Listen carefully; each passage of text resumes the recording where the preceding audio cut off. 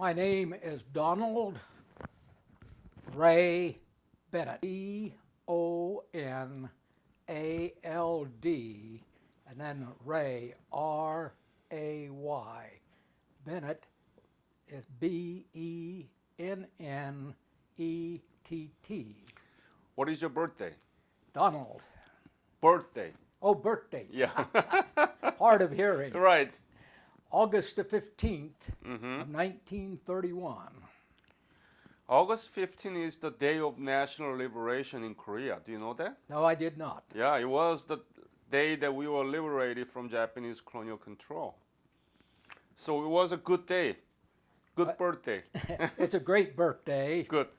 And when I became a Marine, I happened to... I have many questions. Oh, so got many questions. Yeah. Thank you. But you can elaborate on, but I will get you there, okay? Where were you born? I was born in Enid, Oklahoma. Oklahoma. And I lived in a farm community named Jefferson, Oklahoma. And my dad had a hardware store. And the reason we came to California, the war with Japan and Germany started, and there was nothing to sell. And we came to San Diego for the war industry. You mean World War II, right? World War II. So you moved to San Diego. And then tell me about the school you graduated. I graduated from La Jolla High School. Could you spell it? L-A, then Jolla. La Jolla. Yes. La Jolla. La Jolla, right? Actually, in Spanish, La the J Jolla. is H. Yeah, La Jolla. Yeah. When did you graduate? In 1950, believe it or not. Mm-hmm. And let me ask this question. Did you learn anything about Korea during your school? Very little.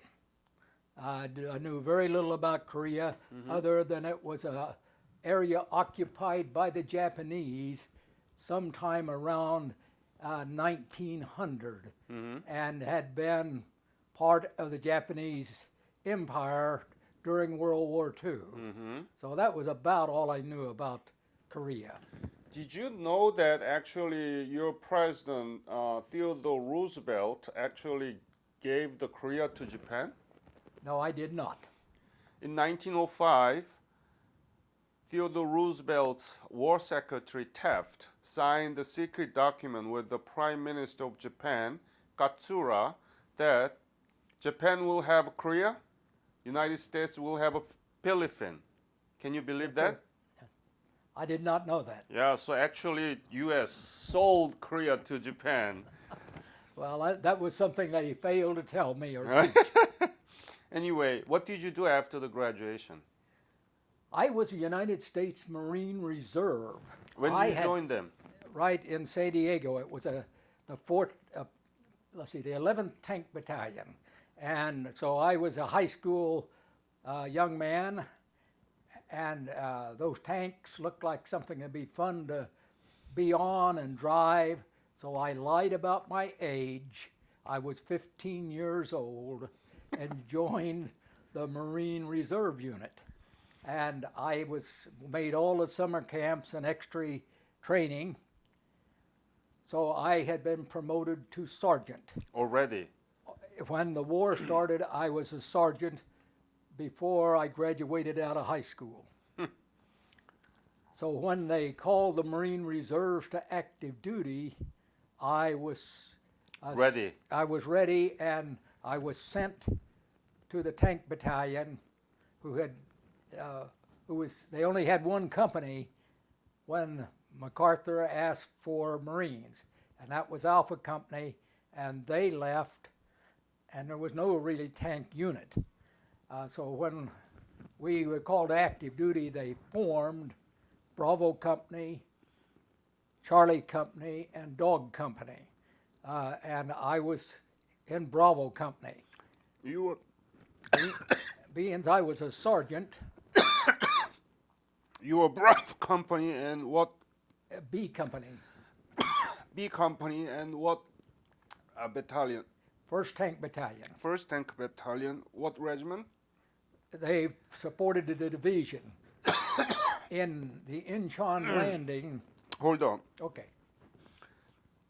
So, when did you leave for Korea? All right. We first were issued tanks down at 32nd Street here on the harbor of San Diego. Before that, I was issued 4 men. None of them had ever been on a tank. And I was the only one who knew anything about tanks. When I went to pick up my tank, it was not a vehicle I had ever seen before. It had a 90 millimeter rifle, and it was an M26 that had been developed at the end of World War II to destroy the German Tiger tanks, but never got into action. They mothballed them, and all at once they sent them here. So much better than the one that you used to train with, right? Oh, a much better tank, but it was all different. Bigger gun, bigger tank. And while we was shown how to hook the batteries up by a mechanic, and we did that, and he offered to drive it off the tank, or did I want to? I let him drive it off of the flat cars, about 6 flat cars, then on the ground, and they took it to a tramp steamer that was more than likely built before World War I, wasn't sunk in World War II, and there it was to put our tanks in. They told us we was going to Japan for 90 days. When did you leave? I left on August the 17th. I went aboard ship on the 15th of August, my birthday. Oh. So in San Diego. In San Diego. So you on board on 15th but left on 17th. Right. Our tank left a few days ahead of time, and there's a book in every tank to tell how everything operates. Yep. Well, we were told to take that book with us after we stored the equipment in the tank where this book said it went. And on the ship, that went on another ship, an old tramp steamer. There was room for 4 of our men and 1 officer, and they went with the tanks. The rest of us went on a troop transport to USS General Meigs, where they put all kinds of people. And it had been in mothballs in San Francisco, and a civilian crew with a few U.S. Navy men were thrown on that ship. So we didn't go with our tanks. We found those tanks in Kobe, Japan, in the most beautiful baseball park, neatly trimmed, everything was just perfect, in Kobe. There we had sat in circles on the ship studying how you took the breech apart on the cannon and how to put it back together, how to put the hydraulic oil in the recoil system. We had no training, and we was working out of this book. So when we got to Kobe and found the tanks, we started the effort of cleaning the cosmoline out of the cannon, tearing it apart and cleaning it up, putting hydraulic oil into the recoil system. And one of the warnings that was in the book was if you got too much oil in, you would break the piston in a hydraulic system. And it needed to be circulated, so you needed another tank to push the gun in and out as you added oil. So I did it just exactly as they said in the book, and it was on 2 days after I landed on Wamido Island that I actually fired that cannon. So you from Kobe went to Incheon. We went from Kobe, Japan to Incheon. And that was September 15th. September 15th we landed, and we must have left Kobe about maybe the 10th or 11th of September. Yeah. And I was on the LSD, landing ship dock, that carried 3 LCUs with 3 tanks each. And I landed on Wamido Island. With the tank? With the tank. How was it? When you landed, were there any resistance from North Korea? Were there enemies there? Well, there was still some resistance, and they had landed. They had taken the Marines that was in the Pusan perimeter and put them on a ship and brought them around to Incheon to make the assault. Now, we only had 2 regiments. The 7th Regiment had not yet gotten to Japan. They had been forming. So we landed with only 2 regiments, and one of them had been on the Pusan perimeter. And they were the assault troops that made the initial landing there on Wamido Island, and then later on some of them landed. So what did you do in Wamido? Wamido, I supported the infantry. I think half of the Navy ships had dumped all of their shells on that island. It had been well bombarded, and there were not many alive. There, I furnished some machine gun fire for the infantry. We waited then until the main landing, about, I would say, 5 or so. Right. And then we crossed the causeway. In about 2004, I visited that area, and where the causeway was, there's dry docks on one side and the amusement center on another. So I was really pleased to be back on Wamido and see the changes. I could not believe how advanced Korea was at that time. And the first place they took us was what I called a pioneer village. And here were the houses that we saw in Korea. And people were driving up in beautiful automobiles, taking their children out to show them how Grandma and Grandpa had lived. And I just was so pleased to see the advancement of this country. I stayed in a hotel on the Han River, and I think it was a 96th floor or something. They had a restaurant, and I really was amazed to get up in that restaurant. When did you go back to Korea? What's her? When did you go back to Korea? I think it was 2004. I was a guest of the Korean government. Yep, revisit program. Yes. And then I stayed an extra week, and I went down into central Korea and then came back and flew out. So, after you landed in Wonmido, and then did you go to Seoul? We went to Seoul. They changed a regiment that we were supporting, and my captain had worked for this colonel when he was a PFC, a private first class. Yeah. And so when the colonel, who was very famous, named Chesty Puller, met my captain and was introducing him around, he said, "Son, don't I know you from the past?" And he said, "Yes." He stood at attention and said, "Yes, Colonel, you promoted me to corporal in 1941. So you were there when Chesty Puller talking Yes. to your captain?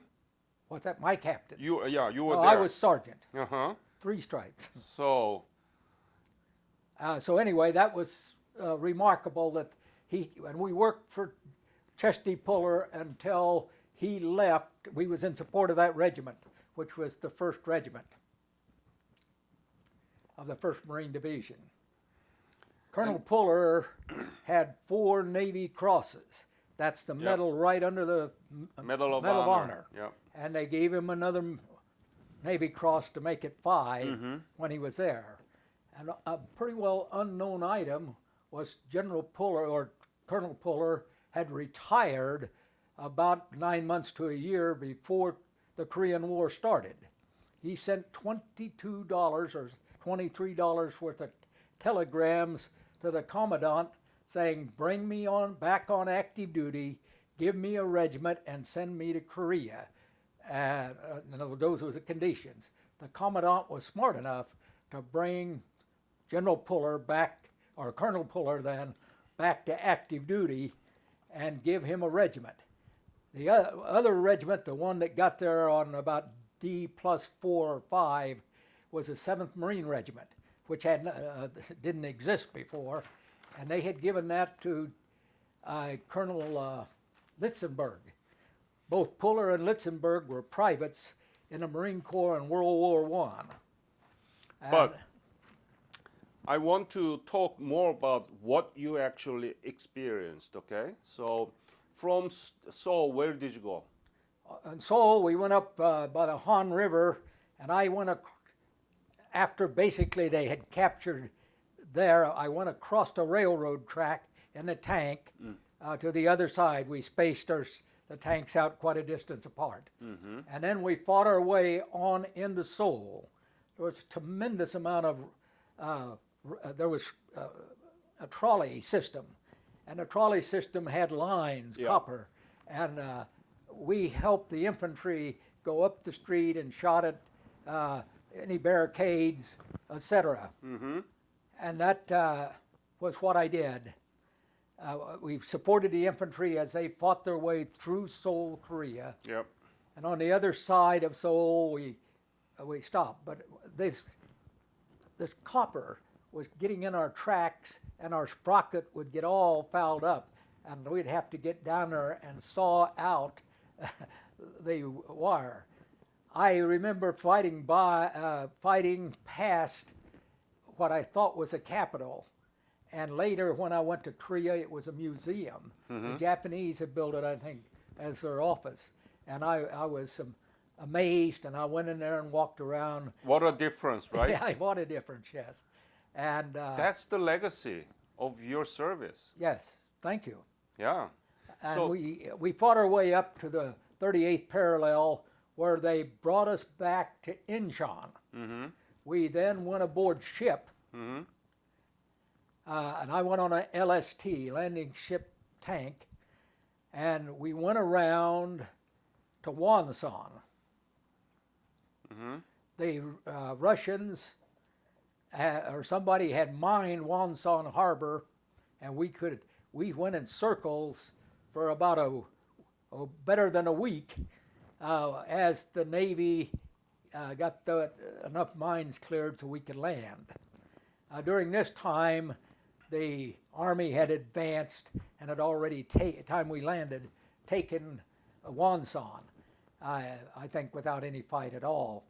But the night I landed, Bob Hope was putting on a show, and we teased us Marines about making an assault while Bob Hope had already captured it. He was, so we... Did you see him? No, I did not see him that time, no. Okay. And from there, where did you go? From Well, Wonsan, we stayed there a little north for a few days, and then we pushed up the road to Hamhung and Hungnam. Little of no resistance, where we went into blocking positions, and they spread the Marine Division out all over the place, guarding different areas. You still in the tank? Yes, I'm in the tanks. And you were in charge of the tank, I right? had one, yes. I was the tank commander of one tank, because the other 4 men had known nothing about the tanks. Yep. And it was a teaching process, and I was just graduated out of high school. I had a strange crew, all of them quite a bit older than me. So from there, where did you go? Well, when we went to the base where the road up to Chosan went up the mountains, and we couldn't get up the road because our tanks were 32 inches wider than the World War II tank, and some of the curves up this road the Japanese had made it impossible. So the engineers worked on those spots. The night before or the day before the Chinese attacked. When was it?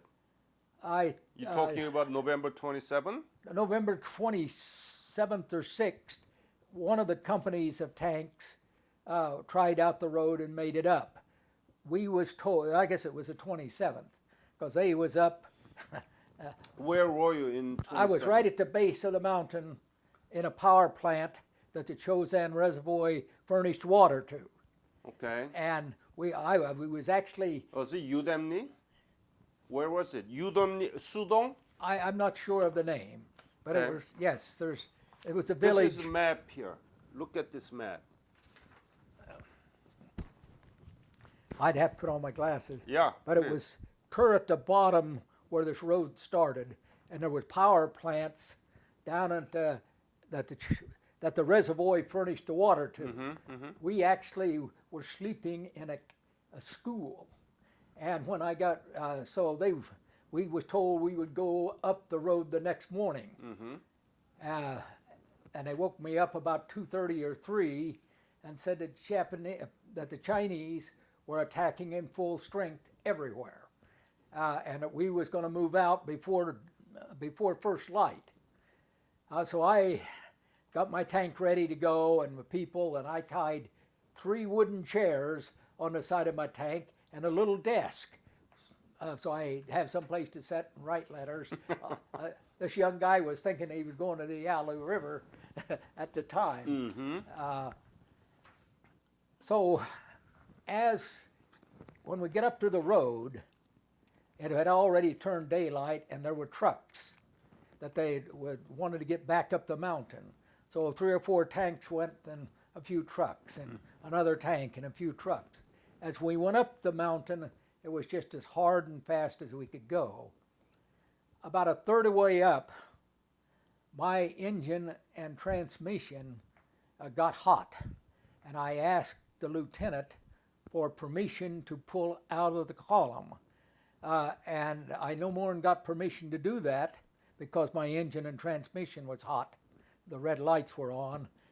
There was a nice spot that I could get up against the side of the mountain, and the vehicles behind me could get by.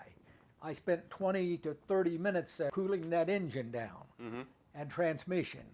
And then when the lights were out, I took it real easy and went on up the mountain. When I got up to the pass, the top of the pass, before Quarteree, there were, I think, 3 Jeeps and about 6 trucks. And nobody was in them. And they were going downhill. And I stopped and took my helmet off. When were you in Quarteree?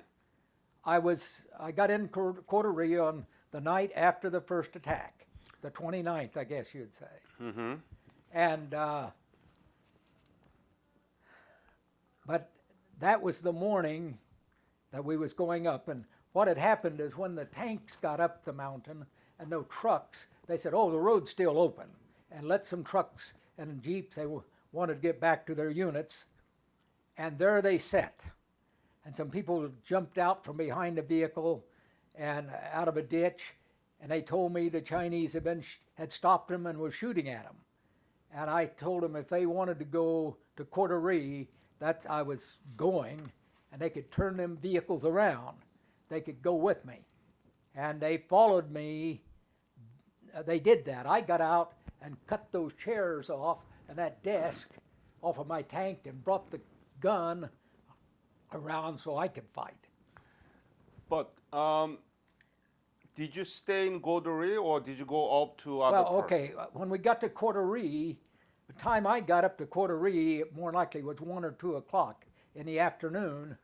The first thing I was told to do was get some gasoline, and a 55-gallon drum was given to me to put in the tank. And we had a funnel, and 5 of us, that's about 500 pounds, pushed that up there. We more likely had dropped 5 or 6 gallons. You missed the pour. We got ready, and they said, "We're going to catch a column that left here at first light this morning." And there was an infantry unit, a company, a Marine company, about 200 or 220 British Marines, and a lot of trucks and vehicles. And so we left Quarteree right at dark. To where? Huh? To where? Well, we was going up to the neck where the Marines were at, about where the division headquarters was, about Hegaluri. Hegaruri, Yeah. and it must have been 12 or 14 miles from Quarteree. I'm just going on memory. We got about halfway up, and now we have trucks and tanks, and we come my captain I was up about 3 tanks back, and he decided there was two units shooting at when we'd just run across some burning trucks, and there was a couple units shooting at each other, which we had no communications with, and they were not right with the trucks. They was close to them. So one was Chinese and one was American. So my captain decided to turn around and go back to Coterie. We did turn around. I was in the front of the column, and after we got turned around, I was next to the last tank. And then we headed for Coterie. The Chinese let us go about a mile, mile and a half, and they knocked the track off of the first tank. And it was B-33. And the crew then got out, got in the other tanks. Every tank took 1 or 2 men. And they proceeded on into Coterie. The rest of the trucks and about 4 or 5 tanks, and I had the next to the last one, were there, and the Chinese had us surrounded. Wow. And did you see them surrounding you? what's that? Did you see them surrounding you? Oh yes. I at first What were you thinking? I knew it was in trouble, deep trouble. When we first was shot at, my first thing to do was get the hatches closed, because I did not want a grenade coming inside the tank. I got the hatches closed. We went just a little bit further, and I could see that they were shooting at me from a railroad track area. It was snowing. It was really dark, and so our sights were useless. My gunner fired a 90 millimeter at where he thought they was at. He was too high. We came down and we put about 3 more rounds where they were shooting at us from. Then I noticed that we was getting fired, and that was about 9. Here's 12 o'clock. That was about 9 o'clock. We were shooting at the railroad track area, and then back here about 7, I started having a lot of fire, and then something hit my tank that really rattled it.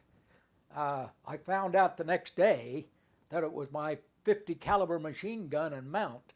That's the 4 bolts that it hold the mount on were gone. They shot an anti-tank weapon at me, but they got my 50 caliber machine gun instead of the tank. Did you encounter Chinese tank? What's that? Did no, you we did not. I never shot at a Chinese tank. The So entire time you didn't see any Chinese tank I saw some, but they were already knocked out. knocked out. But So, I did not face one personally myself. so you were the most powerful there in terms of weapons, right? Yes.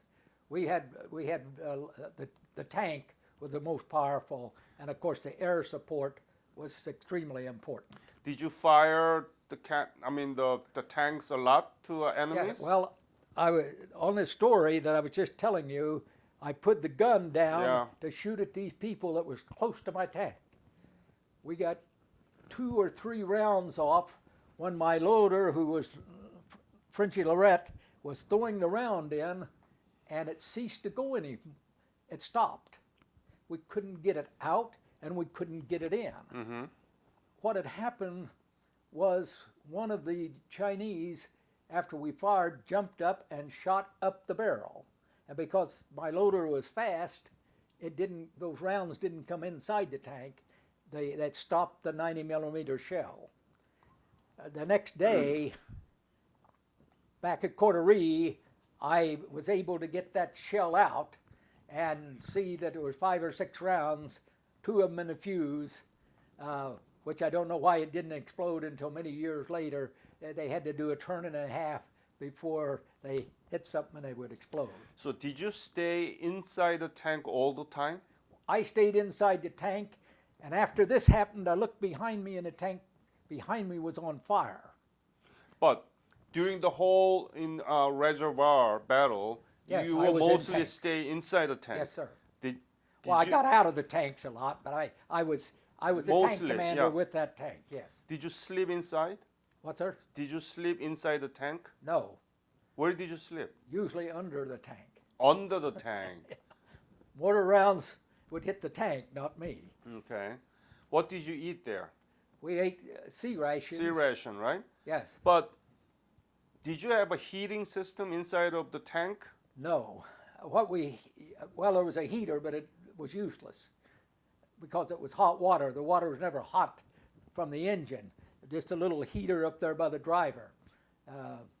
So then it must have been very cold inside. It was, with the air it was pulling into the engine and throw it at that escape hatch. And after about 5 throws or so, it dropped out, and then all at once, I had a full tank of people.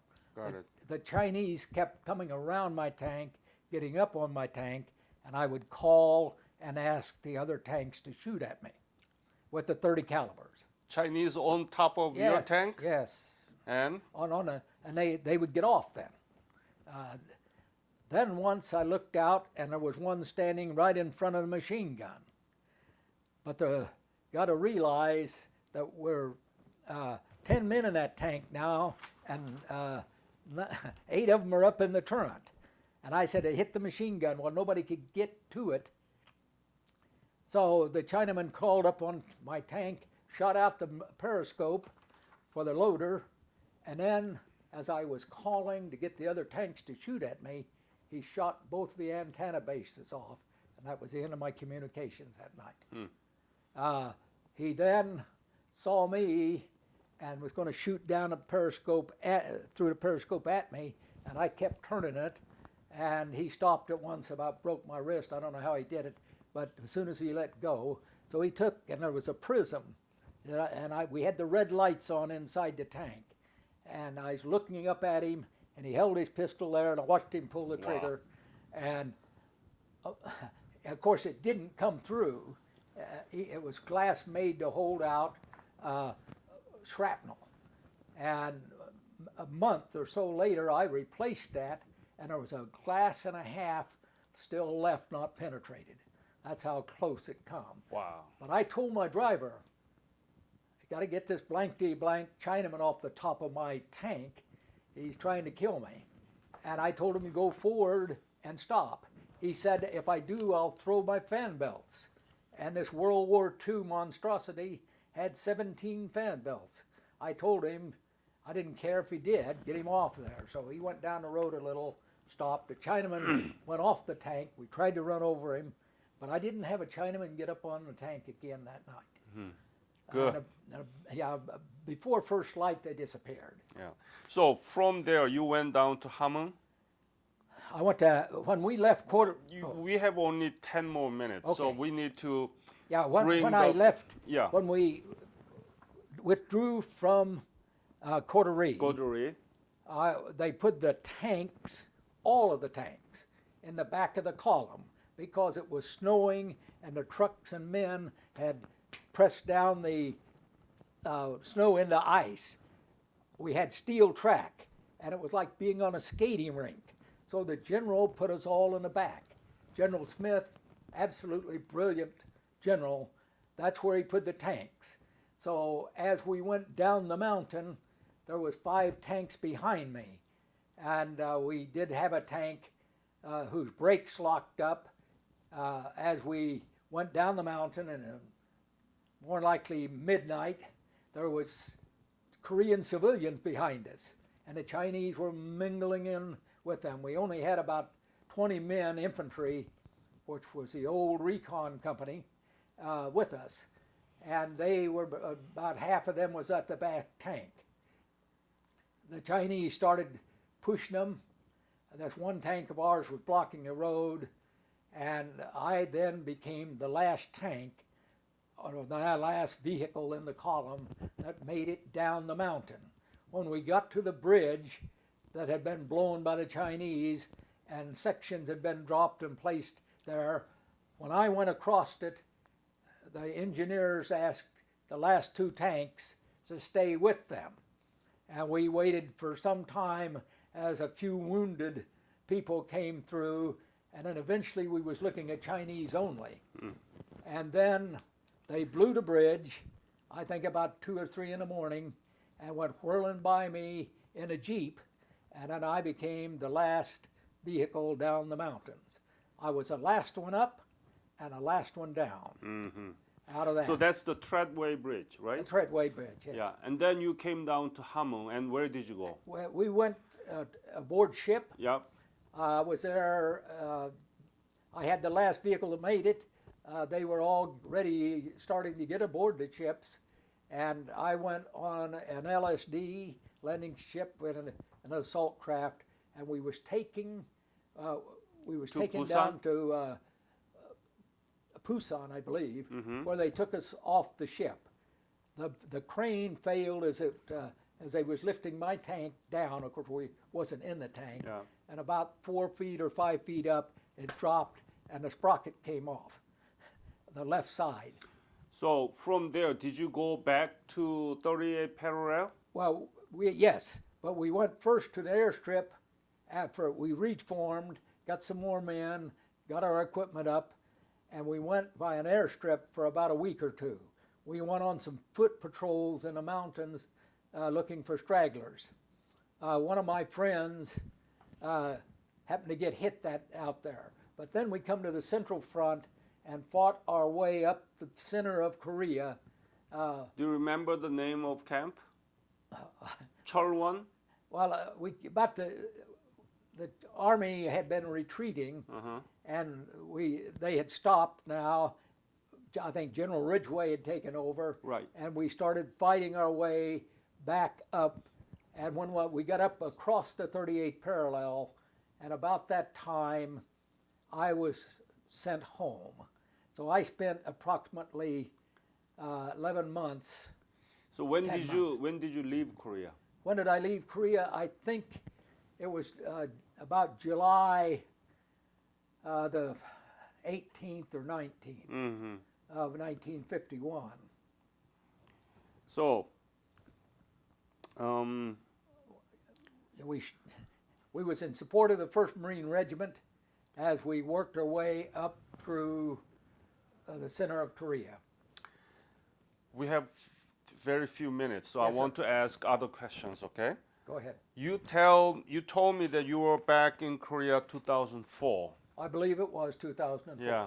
So you went to see Busan, you went to see Seoul. Tell me about what did you see? Oh, I saw beautiful roads, freeways, modern houses everywhere, and civilians, and all these wonderful cars running around. And what I had saw was huts and thatched roofs, and I think the largest building I saw in Seoul was 3 or 4 stories high, you know, and here I was at a hotel on the Han River, and it was a 90-some stories high, and I just got up there and looked at the Han River that I went across the railroad track on a long time ago, and I marveled. I also, after the Korean government and Korean people treated us with great honors, I then stayed another week and went down by train to the center of Korea, and I had a young lad I knew who was on a religious mission, and he was in the center part of Korea. He later come back to the United States and married my oldest granddaughter. Oh. And now his oldest daughter is just finished her 1st year of college. So I could be a great-great-grandfather at any time. So you saw Korea completely destroyed in 1950 and 51. Yes. You saw Korea 2004. Yeah. Isn't this wonderful thing? Oh, it was wonderful that this country had done so well, and then I knew that the North had just still stayed But poor, and why? I felt proud. Exactly, right? Right, That and I is your felt that I legacy. served these people, and I appreciated them honoring me and then my wife as I did this revisit program. But the problem is, the American high school, middle school history textbook doesn't tell much about this wonderful story. Why? I don't know why. The American public, I believe, had gotten tired of war, and later it was unpopular to be in the military. I stayed 30 years plus. I became an officer and went to Vietnam twice. So Koreans were there too, right? Korean yes, soldiers. Korean Marines Yeah. were there, and I saw them. I never supported them. But I saw, when I was in the Central Front, I saw a Korean infantry go by, and they had 50 caliber machine guns because that was what they could find. And I couldn't believe these little guys were carrying those great big cans of 50 caliber and those machine guns, marching away so happily, singing. The country that you fought for, completely destroyed 65 years ago, now is one of the most world global example of how we were able to build up our nation after you fought for us. I think we need to teach about this. Don't you agree? I agree that it should be in every history book that the young people of this country have, and they should know about this conflict and what a great success South Korea has been because they had an outstanding government instead of a dictatorship. And these men and women of South Korea came to the plow, as I would say, and worked hard. And I drove a Kia station wagon for some time and was proud that I had been in Korea where it was made. Yeah. Yes. And I have always bragged about the fact that I was in Korea in 1950 and stayed in the Marine Corps. You have a good reason to brag about it. Thank you. And we need to put that into the history textbook. That's why we are doing this. That is a wonderful deal. Yeah, it is. So I'm so sorry that I have only 1 hour for you. I think I should have more than 1 hour for. He seemed to have a lot of story to tell me, but Yes. we may talk again after. I will be here until Sunday. Okay, so let me know whenever you want to talk more about it. Yeah, I have some commitments this evening. That's why I was here now, and I'm one of 10 old fellas that they have talked to the Marine recruits that are about to graduate from boot camp. And I take them back to 1950 and tell them how bad off the Marine Corps was and our experiences of supporting Korea. And I tell them that they're the best Marines that the Marine Corps ever had. They're all high school graduates. They all have clean, no police records, and they have to cut a very good score to get in. And most of them waited 6 to 8 months to go to duty after they signed up. So what quality of young men I'm talking to today, and I tell them the Korean story and how the Marine Corps was saved and still exists because we was there and did so well at the Chosin Reservoir, Exactly. Seoul, Korea, Exactly. and the Central Front. Yeah. And I tell this story, and I have a lot of more story that I could tell you. But I thank you very much, and I hope the Korean people know how much the American public respects and loves them for being the best allies we have in the world. Exactly. Thank you.